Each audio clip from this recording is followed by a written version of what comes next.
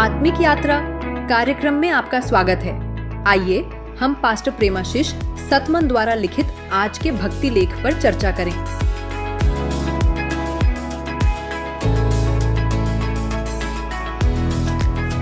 Praise the Lord. आज हम एक बहुत गहरे और पर्सनल विषय पर बात करेंगे, हमारी आत्मा का अथाह मूल्य। अक्सर जिंदगी में ऐसे मोड़ आते हैं जब हम सोचते हैं मेरा असली मूल्य क्या है, खासकर तब जब हम अपनी गलतियां देखते हैं, अपनी कमजोरियां।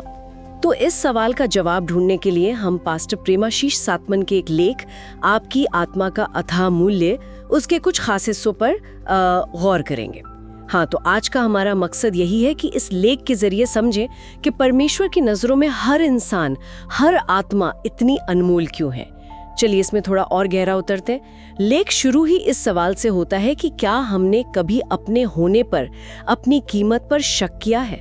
मुझे लगता है हम सबने कभी ना कभी तो किया ही होगा। लेकिन यही एक चौंकाने वाली बात आती है। लेख कहता है कि परमेश्वर ने हमें बनाने से भी पहले हमारे बारे में सोचा था और हमें तभी अनमोल मान लिया था। ये सोचना ही अपने आप में कितना अद्भुत है। बिल्कुल। और इसी बात को समझने के लिए ना प्रकाशित वाक्य 13:8 जो बाइबल की आखिरी किताब है, उसका एक आयत बहुत अहम है।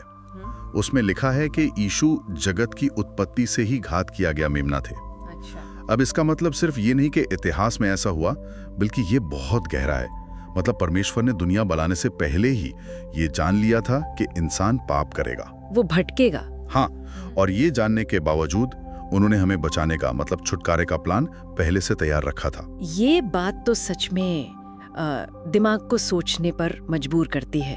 मतलब परमेश्वर को पहले से पता था कि हम गलतियां करेंगे, शायद उन्हें दुख भी पहुंचाएंगे, फिर भी उन्होंने हमें बनाया। लेख में ये सवाल पूछा भी गया है, क्या हम ऐसा करते? हाँ, कौन करेगा? अगर हमें पता हो कि कोई हमें आगे चलकर तकलीफ देगा, तो क्या हम उसे अपनी जिंदगी का हिस्सा बनने देंगे? शायद नहीं। सही बात है। ये इंसानी सोच से तो बिल्कुल परे है। लेकिन लेख हमें एक और नजरिया दिखाता है। परमेश्वर ने सिर्फ हमारी गलतियां नहीं देखी, उन्होंने उन अनगिनत लोगों को भी देखा जो भविष्य में उनके प्यार को, उनकी माफी को अपनाएंगे, जो उनके पास लौट कर आएंगे।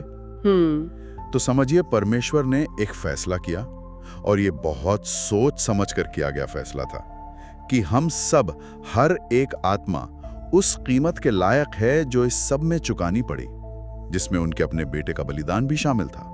क्यों?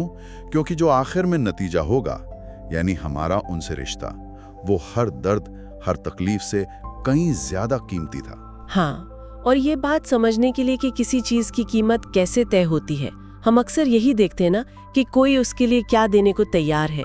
एक छोटी सी चीज भी अनमोल हो सकती है अगर कोई उसके लिए बड़ी कीमत चुका दे। बिल्कुल सही। और यहीं पर लेख का सबसे अहम मैसेज सामने आता है। हमारे मूल्य का सबसे बड़ा सबूत क्या है? वो ये है कि परमेश्वर हमारे लिए अपनी सबसे कीमती चीज देने को तैयार थे, अपना इकलौता बेटा यीशु मसीह।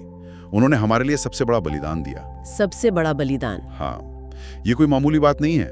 ये दिखाता है कि परमेश्वर की नजरों में हमारा, मतलब हर इंसान का मूल्य कितना ज्यादा है, इतना कि मापा नहीं जा सकता, अथाह है। तो फिर इस सारी बातचीत का, इस समझ का निचोड़ क्या है? मतलब सीधा है लेकिन बहुत गहरा है। जब भी मन में शक आए, जब भी लगे कि हम किसी लायक नहीं हैं, तो इस सच्चाई को याद करना बहुत जरूरी है। परमेश्वर की नजर में हमारी कीमत हमारी कमियों या गलतियों से नहीं तय होती। बिल्कुल नहीं।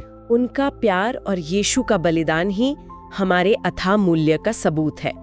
तो संक्षेप में अगर कहें, पास्टर प्रेमाशीष सतमन के लेख का जो मुख्य संदेश है वो यही है, परमेश्वर की दृष्टि में हमारा मूल्य हमारी कल्पना से भी परे है, और ये मूल्य यीशु मसीह के बलिदान में सबसे साफ तौर पर जाहिर होता है। हाँ, और ये सोच जो है, ये हमें एक बहुत जरूरी सवाल पर लाकर खड़ा करती है।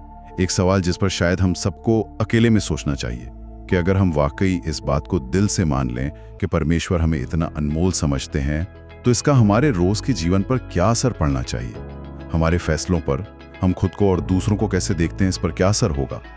ये जानना शायद हमारे जीने का तरीका ही बदल दे। आमीन। आज आत्मिक यात्रा कार्यक्रम को सुनने के लिए धन्यवाद। जहां हम हर दिन परमेश्वर के वचन पर चर्चा करते हैं। अगर आज का कार्यक्रम आपके लिए आशीषकारी रहा हो तो इसे अपने परिवार और मित्रों के व्हाट्सएप ग्रुप में जरूर साझा करें। कल फिर मिलेंगे। धन्यवाद।